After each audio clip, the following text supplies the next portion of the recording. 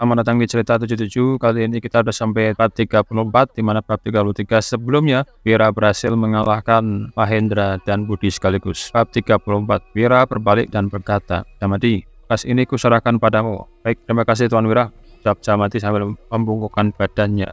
Tatapan Budi tampak tidak rela, padahal ini adalah uangnya. Namun Jamati bahkan tidak meliriknya sama sekali. Condang ini benar-benar tahu bagaimana memanfaatkan orang, dan dia sangat licik. Budi harus memperingatkan anggota keluarganya untuk jangan berurusan dengan Wira lagi. Mereka semua pergi ke pengadilan daerah.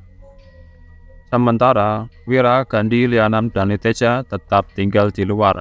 Terdengar suara dentuman. Gandhi bersujud dengan mata berkaca-kaca. "Tuan Wira, padahal kami bertiga telah mencuri barangmu, tapi kau malah memperlakukan kami sebaik ini. Kami sangat malu. Aku berutang nyawa padamu. Kalau kau butuh bantuan, silakan utus orang untuk memberitahu kami." Lianam dan Niteja mendengarkan ucapannya dengan ketakutan. Apakah orang ini bersedia mengorbankan nyawanya demi Wira? "Sebagai lelaki sejati, kau tidak pantas bersujud pada siapapun selain orang tuamu." Wira memapah Gandhi sambil berkata, "Aku tidak mau nyawamu. Kedepannya, hiduplah dengan baik. Jangan lagi melakukan hal-hal seperti ini. Kalau tidak bisa menetap lagi di rumahmu, datanglah untuk mencariku. Aku akan memberikan pekerjaan padamu." "Baik-baik Tuan," seru Gandhi sambil berlinang air mata. Lianam dan Niteja juga bersujud dan berkata, "Tuan Wira, kami juga ingin mengikutimu." Wira mengedipkan matanya dan berkata, "Kalian harus pikirkan baik-baik. Aku telah menyinggung orang keluarga Silali. Kalau kalian ikut denganku, kalian mungkin akan menghadapi bencana yang sangat besar ke depannya." "Oh," mengingat kejadian tadi, Lianam Niteja sontak baru teringat. Hahaha. Wira tertawa terbahak-bahak melihat reaksi kedua orang itu. Banyak sekali orang yang ingin mendekatimu ketika senang, tetapi hanya ada beberapa orang yang rela menanggung kesusahan bersamamu. Terdengar suara sujud lagi. Gandhi kembali berlutut. "Tidak peduli siapapun yang Tuan singgung, aku rela mati demimu. Aku akan melakukan apapun demi Tuan Wira."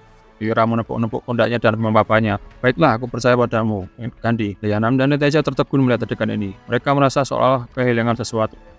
Tidak berselang lama, sekelompok orang keluar dari pengadilan daerah dengan bersemangat. Danu, Dodi, dan Sony sangat antusias melihat pemimpin kabupaten mengadili kasus. Jamadi juga sangat bersemangat karena pemimpin kabupaten memujinya telah menegakkan hukum dengan adil dan tegas. Di sisi lain, jabatan Budi dicopot dan dihukum bersih paksa selama 3 tahun karena telah bersekongkol dengan perampok. Kedua komplotan dan pencuri lainnya juga ditahan dan dikirim ke perbatasan. Hari ini semakin gelap, gerbang kota juga telah ditutup. Sekelompok orang ini harus menginap di dalam kabupaten. Wira tanpa ragu mengeluarkan 10.000 gabak sambil berkata, "Tuan Jamadi, terima kasih atas kerja kerasmu." Jangan Wira, mana bisa aku terima uang ini?" Ya, meskipun mulutnya berkata demikian, gerakan tubuhnya malah berkata lain, seperti biasa malu-malu kecil. Jamadi menerima uang itu dan menyimpannya di dalam sakunya. 4 pemanah dan 8 pemuda lainnya melihatnya dengan iri. Entah berapa banyak yang akan dibagikan Jamadi kepada mereka.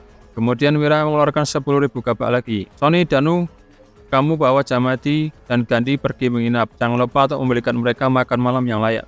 Sony menerima perintah dari Wira dan melambaikan tangannya. "Wira, uangku sudah kembali, kau tidak perlu memberiku uang lagi. Uangmu itu adalah untuk membangun rumah dan menikah. Jangan suka keluar untuk bersenang-senang lagi di malam hari, hei." Sony telah memberikan uangnya dan berpesan kepada mereka. Wira pergi membawa Dodi.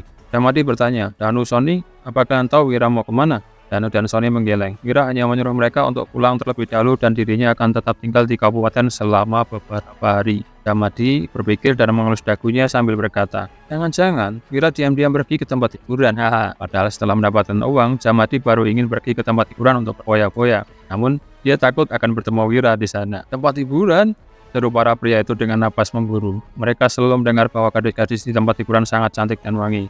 Membayangkan saja, wajah Danu dan Sony menjadi merah merona. Mereka mulai tergoda dengan kenikmatan dunia. Selama hidup ini, mereka masih belum pernah menyentuh wanita manapun. Gandhi menjadi gelisah. "Pak Jamadi, jangan bisa sembarangan. Itu masih anak-anak loh mereka. Mana mungkin orang baik seperti Tuan Wira pergi ke tempat seperti itu." Jamadi tertawa sinis. "Alah, kau tidak mengerti apa-apa. Pria manapun itu, semuanya pasti menyukai tempat hiburan. Itu tidak ada hubungannya dengan karakter seseorang. Kamu akan mengerti setelah sekali mencoba." Buset, ini godaannya. Sesaat di kediaman keluarga Silali, prang-prang terdengar suara pecahan gelas di lantai. Keluarga Silali, Darius Silali, menunjuk Mahendra dan berteriak marah. "Dasar kau anak sialan, wanita itu sudah menikah 3 tahun. Tapi kau tetap saja bersenggolan dengan orang untuk merebutnya. Apakah tidak ada wanita lain selain dirinya? Dan lebih parahnya lagi, kau bahkan dipermalukan di depan umum. Dasar tidak berguna. Harga diri keluarga Silali hancur gara-gara kau." Namun Mahendra sambil tersenyum bergumam, Ayah, aku juga bukannya tidak pernah bertemu wanita lain. Mana mungkin aku merusak masa depanku hanya demi seorang wanita yang sudah menikah. Kali ini, aku berusaha merebut Wulan adalah demi masa depan keluarga si Lali tahu. Dan berakhirlah